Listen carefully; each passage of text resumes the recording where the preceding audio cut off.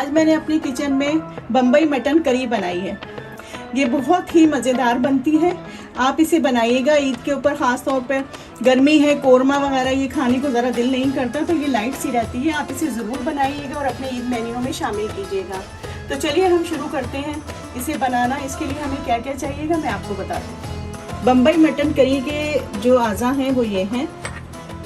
ये मेरे पास मटन था आधा किलो ना। इसे मैंने 1 टेबल स्पून अदरक लहसुन और 1 टीस्पून मैंने नमक डाल के और थोड़ी सी हल्दी डाल के इसको बॉईल कर लिया।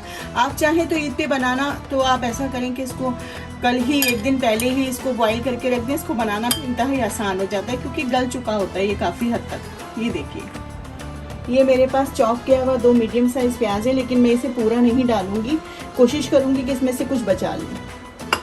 और ये मीडियम साइज़ के मेरे पास 3 टमाटर हैं, जिसे मैंने इस तरीके से काट लिया। इस तरह काटने से, पतले पतले गोल गोल काटने से हल जल्दी हो जाते हैं। और ये मेरे पास कुछ खड़ा गरम मसाला है, जिसमें 4 से 5 लौंगे हैं, 4 से 5 इलायची हैं, 4 से 5 काली मिर्चें हैं, 1 बादियान का फूल है और 2 स्टिक दालचीनी की हैं। 1 टीस्पून जो है लाल मिर्चें हैं, 1 टीस्पून मेरे पास कश्मीरी लाल मिर्चें। ये ऑप्शनल है, अगर आपके पास हो तो आप डाल दें, इससे कलर बहुत अच्छा आता है।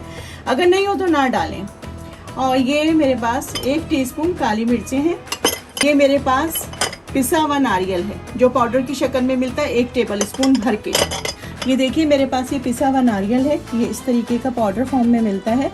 ये आप भर कर 1 टेबल स्पून ले लीजिएगा। और ये मेरे पास 1 टेबल स्पून अदरक और 1 टेबल स्पून लहसुन है पिसा हुआ। और ये मेरे पास जो है ये कोकोनट मिल्क है, ये मैं इसके अंदर ऐड करूँगी। और कुकिंग ऑयल मैं आपको डालते हुए बता दूँगी कितना डालेंगे। नमक आप अपने टेस्ट के हिसाब से डालिएगा जितना आप खाते हैं। तो चलिए हम बनाना शुरू करते हैं। ये देखिए मैं इसमें ये ऑयल डाल रही हूँ। तकरीबन मैं इसके अंदर 4-5 टेबल स्पून डाल दूँगी। ये मैं 500 ग्राम का मैंने लिया है मटन का गोश्त। आप चाहें तो इसे 1 kg में यानी 1000 उसमें भी बना सकते हैं।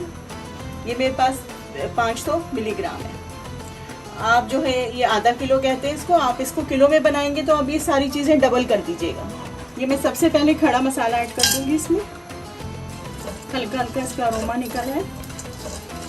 अब ये देखिए चटकने लग गया। अब मैं इसके अंदर ये आपके सामने प्याज डालती हूँ। 1 2, आधा किलो का है ये हिसाब ना, 500 ग्राम का। 3 4 बस 5। ये मैंने प्याज जो है चॉप किया हुआ बारीक 5 टेबल स्पून के करीब डाल दिया है। अब मैं इसे गोल्डन करूँगी।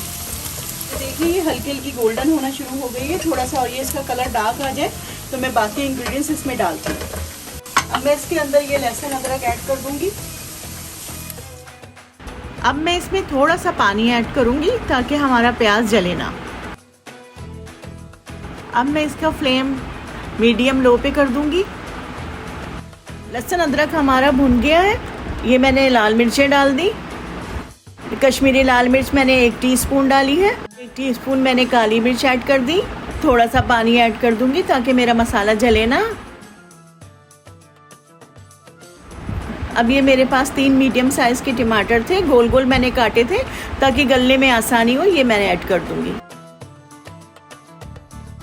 और मैं अब इसको बिल्कुल लो फ्लेम पे थोड़ा सा पानी ऐड करके इसे गलने के लिए रख दूंगी। ये देखिए मैं फ्लेम बिल्कुल लो कर रही हूँ और मैं इसे ढक कर रख दूंगी। इसे हम खोल कर चेक कर लेते हैं कि टमाटर मैश हुए या नहीं। ये देखिए टमाटर मैश होना शुरू हो गए। अब इस स्टेज पे जो है ना, मैं इसके अंदर ये गोश्त ऐड कर दूंगी। आपको जब भी बनाना हो, एक दिन पहले आप जब फारिग हो इसे बॉईल करके रख दें और झटपट बना लें। अब मैं इसको इसी तरह ढाँप कर धीमी आंच पर रख दूंगी। ये देखिए फ्लेम में 2 मीडियम पे रखती हूँ। जब ये बिल्कुल पानी खुश्क हो जाएगा तो मैं इसकी भुनाई करूँगी। हम इसे चेक कर लेते हैं कि इसका पानी खुश्क हुआ नहीं। और अब इस टाइम पर मैं इसमें नमक ऐड करूँगी, ज़रा कम ही डालूंगी। और ये मेरे पास जो कोकोनट है पिसा हुआ, ये डाल दूँगी इसके अंदर। आप चाहें, अगर आप ऑयल में पसंद नहीं करते तो आप इसे घी में भी बना सकते हैं।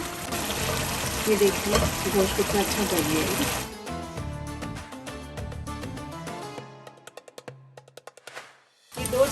इसके अंदर दही ऐड कर दूँगी। दही मैंने आपको बताया नहीं था। दही डालकर मैं इसको 2 से 3 मिनट पकाऊंगी ढक्कन ढक के। दही का पानी खुश्क हो गया है, देखिए। अब मैं इसके अंदर कोकोनट मिल्क डाल दूंगी।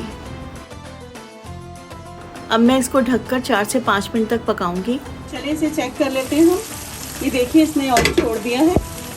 ये बस, अगर आप इसको ज़्यादा भूनना चाहें तो भून लें, लेकिन क्योंकि ये बम्बई मटन करी है तो इसका थोड़ा सा ये इस तरीके से शोरबा होता है, गाढ़ा गाढ़ा ना। चले मैं आपको इसको डिश आउट करके दिखाती हूँ। ये देखिए हमारी बम्बई मटन करी बिल्कुल तैयार है। गार्निशिंग के लिए अगर आपको पसंद हो तो थोड़ा सा हरा धनिया इस पे डाल लीजिएगा, कुछ इस पे अदरक के स्लाइस डाल दीजिएगा। बाज़ लोग इसके ऊपर कटा हुआ और खोपरा भी इस्तेमाल करते हैं, लेकिन वो मुझे पसंद नहीं आता क्योंकि वो पका हुआ नहीं होता, मुंह में आता है। तो आप प्लीज़ इसे बनाइएगा और अपने ईद के मेन्यू में शामिल कीजिएगा इसको। मुझे दुआओं में याद रखिएगा। मेरे चैनल को लाइक सब्सक्राइब ज़रूर कीजिएगा और शेयर भी करना ना भूलिएगा। अल्लाह हाफिज़।